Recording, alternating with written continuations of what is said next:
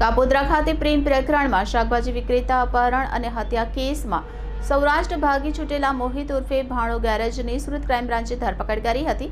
અગાઉ પોલીસે 2 આરોપીની ધરપકડ કરી હતી. કાપોદ્રા પ્રેમ પ્રકરણમાં ગુમ થયેલા શાકભાજી વિક્રેતાની હત્યા કરાયેલી લાશ મળતા ચકચાર મચી જવા પામી હતી. પોલીસે આ ગુનામાં 2 દિવસ પહેલા હત્યાનો ગુનો નોંધ્યો હતો. આ કેસમાં 2 આરોપી પકડાયા બાદ વધુ એક આરોપી ઝડપાયો છે.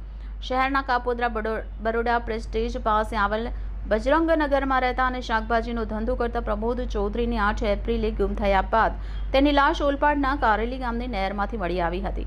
તપાસ કરતા માલુમ પડ્યું કે મૃતક પ્રમોદ ચૌધરીનો સાળો ધનંજય ચૌધરી છોકરીને ભગાડી ગયો હતો, જેની જાણકારી પ્રમોદ ચૌધરીને હોવાની આશંકા રાખી છોકરીનો ભાઈ નિતેશ ગુડ્ડુ બેઠા, મોહિત પરવડિયા, તેના મિત્ર કપિલ જય ઉર્ફે બાવો અને દક્ષિણ અનિલ મકવાણા સાથે મળી પ્રમોદ ચૌધરી પાસે ગયા હતા. નિતેશે તેની બહેન અંગે પૂછપરછ કરી માર મારતા પ્રમોદ ચૌધરી બેભાન થઈ ગયો હતો, જેથી નિતેશ સહિતના આરોપીઓ મળસ્કે 4:30 વાગે તેને ગાડીમાં લઈ જઈ પીપોદ્રા પાસેની કેનાલમાં ફેંકી વતન ભાગી ગયા હતા.